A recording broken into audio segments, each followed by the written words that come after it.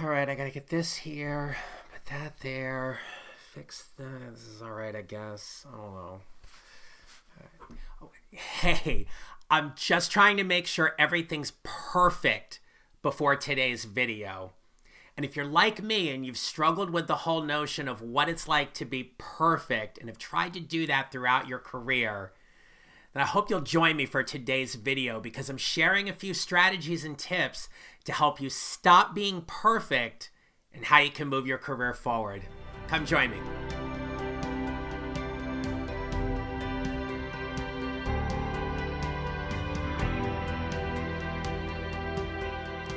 So hi everyone and welcome. My name is John Neral. I help professionals who are ambitious about their careers create their next advancement opportunity. And I want to welcome you to my weekly Facebook Live. Today is show number 42, and it's called How to Stop Being Perfect in Your Career. And so if you've struggled with being perfect, or you've worked with a boss or a leader who has really emphasized about being perfect was the norm, so to speak, we're going to talk about that today and really how to break free from the perfectionism so you can help move your career forward. Just a couple of housekeeping tips here and stuff. If you haven't had a chance to check out my free offer, it's located on my website at johnneral.com. It's called 3 Steps to Creating Your Next Advancement Opportunity Without Feeling Overwhelmed.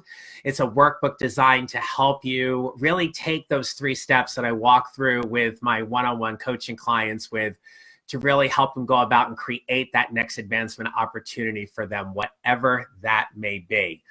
And so with that, we're going to go ahead and dive right in. And so where does the whole idea about being perfect come from? Well, I'm willing to bet, and even based on my own experience, it comes from our parents and our family members and how we're brought up and how perfect is often defined for us. You know, we're taught what it means to be perfect along the way. And if you play sports or you play games, you'll hear things about what a perfect score is, right? So in bowling, a perfect score is 300. And if you're on Dancing with the Stars, it's a 10. But whatever it is that you're playing, there is a quote unquote perfect score. And we learn that. And so while perfect is great, where the whole concept about being perfect really comes from isn't about doing your best. It's really out of a fear of making a mistake.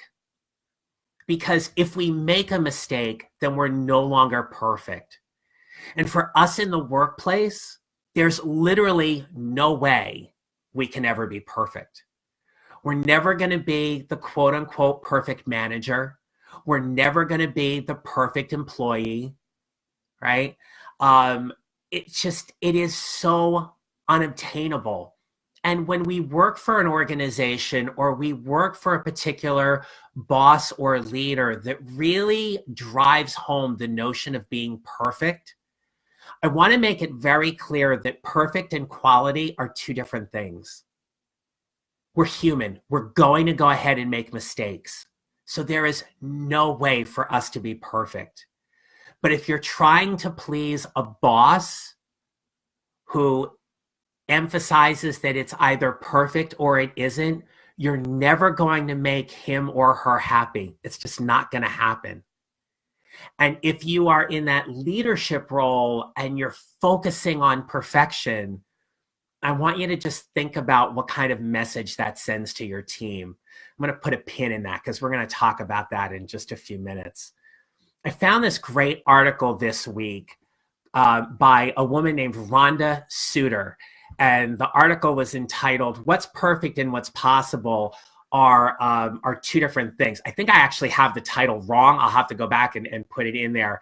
But there was a part in her article where she talks about how being perfect and what's possible are 2 absolutely different things. And it's a constant battle between striving to be perfect and recognizing what's possible. For those of you who are in the midst of getting ready for performance evaluations, or you are going through or prepping for a performance appraisal cycle, and let's say you're scored on a 5-point scale, 5 isn't perfect. 5 should be something so above and beyond out of the ordinary that getting a 5 means you've accomplished some tremendous things over the past year, but you're not perfect. It's not it. You don't say you got a perfect score. You got a 5, and that's it. Perfection holds us back so much from really showing up as our authentic and creative selves in the workplace. Because when we're fearful about being perfect, we're really worried about making a mistake. Perfection is something we aspire to. It may be a great goal to have, but it doesn't mean that it's realistic. I remember my coaches growing up when I was playing sports, and they would say to me, practice makes perfect. Well, practice doesn't make perfect, because if you're practicing a technique or a skill incorrectly, it's not going to be perfect. And then I've had coaches say to me, well, perfect practice makes perfect. Well, how am I ever going to really be able to, perfectly practice? Isn't practice supposed to be an opportunity for me to learn and for me to experiment? There's a reason why there's a bowling pin that sits behind me, because bowling is such a huge passion of mine and part of my life. And, I've been bowling since I was 5 years old. It was the one sport my dad taught me that I just absolutely fell in love with. And I've had an opportunity over the course of my life to get to know and work with 5 of the best coaches in the entire sport of bowling. They are gold level coaches, as recognized by the United States Bowling Congress, and they are truly gold level people. And I was having a conversation with one of them this morning, because we were talking about some things in my bowling game.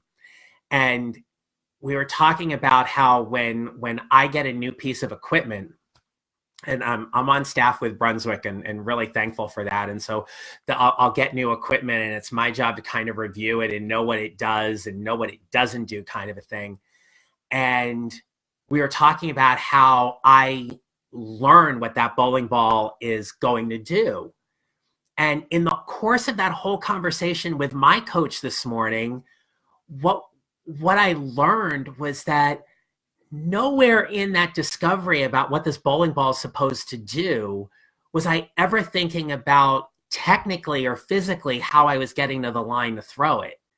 It was all external about what's going on beyond the foul line. And it was such an aha for me. Like, it was such a big takeaway from my coaching session this morning, because it wasn't about me trying to be perfect.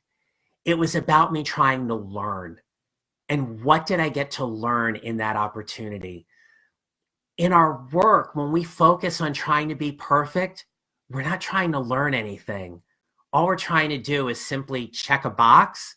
And so, Susie Minshew, big shout out to you. Thank you so much for the conversation this morning, because not only was it really helpful for me bowling wise, it was also helpful for me in so many other ways. And so for that, I thank you.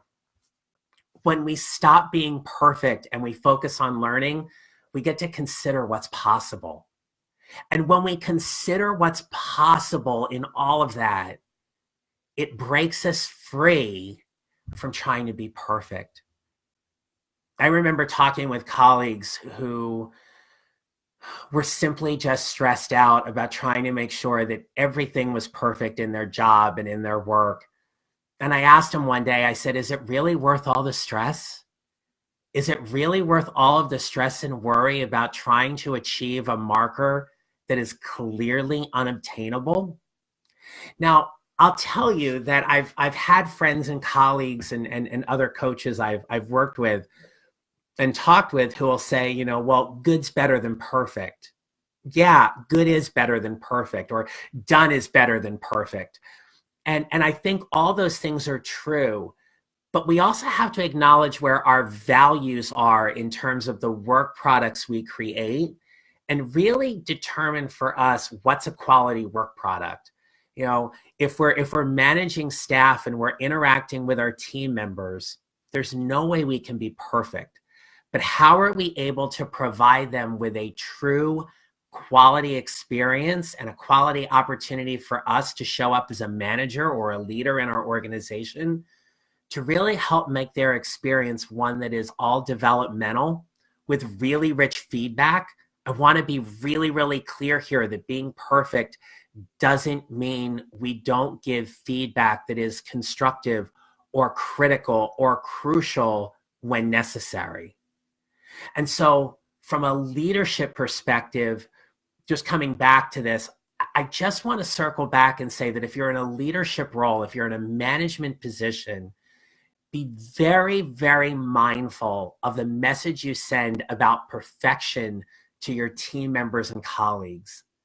Because if perfection is unobtainable, there's no way that they can achieve it.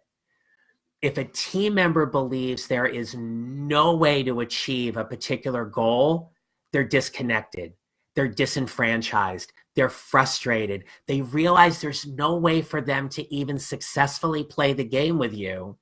And more often than not, they're going to leave. They're going to disconnect and they're going to leave, and your talent walks out the door. And as a manager, it is your job to know very clearly about the people on your team, to set really, really clear expectations and give quality feedback, but also to help develop them. And it's my own personal thing, but I think when we start setting up messages for how to be perfect, we're doing a lot more harm than we're doing good. Well, so much for that being perfect. I went to go ahead and edit the video down to get ready to post to my YouTube channel. And for some reason, I messed up the ending and the editing. And so nothing really seemed to sync up. So here's how I would have closed it.